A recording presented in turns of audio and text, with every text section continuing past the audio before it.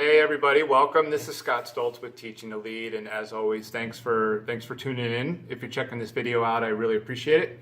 So the other day, just a few days ago, this past Sunday, I was down in Connecticut, in my hometown of Fairfield, Connecticut, and it was in the morning time, and before I went to my final destination for the day, I took a drive through the old neighborhood, which is not uncommon for me. For those who know me, they know I do that a lot, but I was taking a drive through my old neighborhood, and I passed this house that in the 80s, when I grew up there, I loved this home. It was beautiful. It still is. It looks great. It's been updated. It looks like it's been updated a couple of times, and it's just a really nice house. And I drove by it. I actually did two loops around the block, and I drove by it and took a look at it.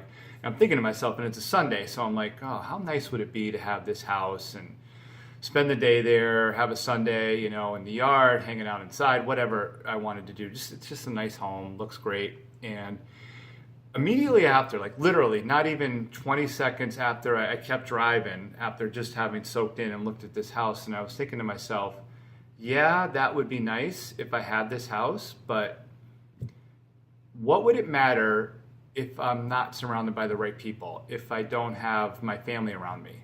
Like, what good is a beautiful home? And this is like a medium-sized house. It's not a mansion. It's not tiny.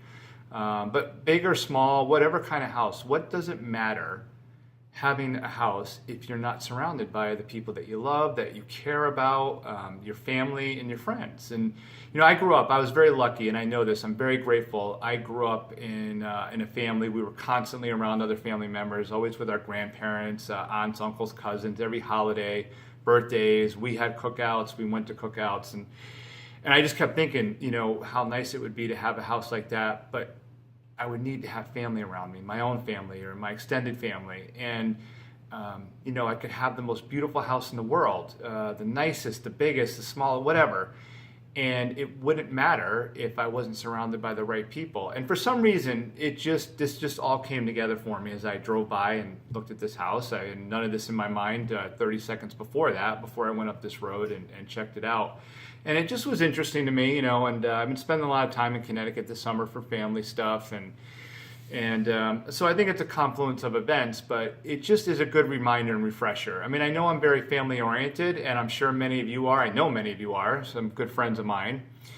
And it's a good reminder, though, for perspective. Like, this world is not about stuff. It's not about houses and cars and smartphones and laptops and any other thing we may have in our home, TVs.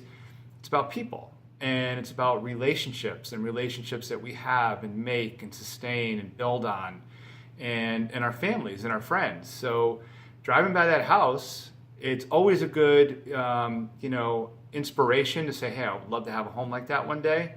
Yeah, I do, but you know what? It's not going to matter if I don't have my family around me and spend time with in that home.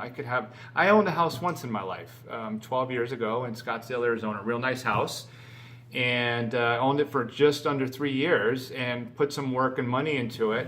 And I loved it at first. It was a great project and new adventure for me. But I remember by the time I was in, winding down year 2 of that house, and I liked the home, but I was there. I was living by myself. I was single at the time, or dating or whatnot. But I'm like, this is kind of meaningless to come home to an empty house every day. What does it matter?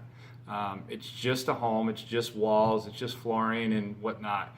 And we need to be surrounded by family and by friends, and that's what really matters. So just a good refresher and perspective for me. A story I wanted to share is, keep that in mind. And I know many of you do, I know most of you do. Most of my friends, listen, I really respect, a lot of my friends have great families, great husbands and wives, beautiful kids, and they have a home. And I think that's fantastic, and it's the way I grew up. And you know what? No matter how much money I had and no matter how big of a house, it just wouldn't matter unless I was surrounded by family and people I care about to spend the time with. And that's what really matters in this world. So Anyway, thanks for listening as always, and I hope you're having a great week. We're into August now. I can't believe it.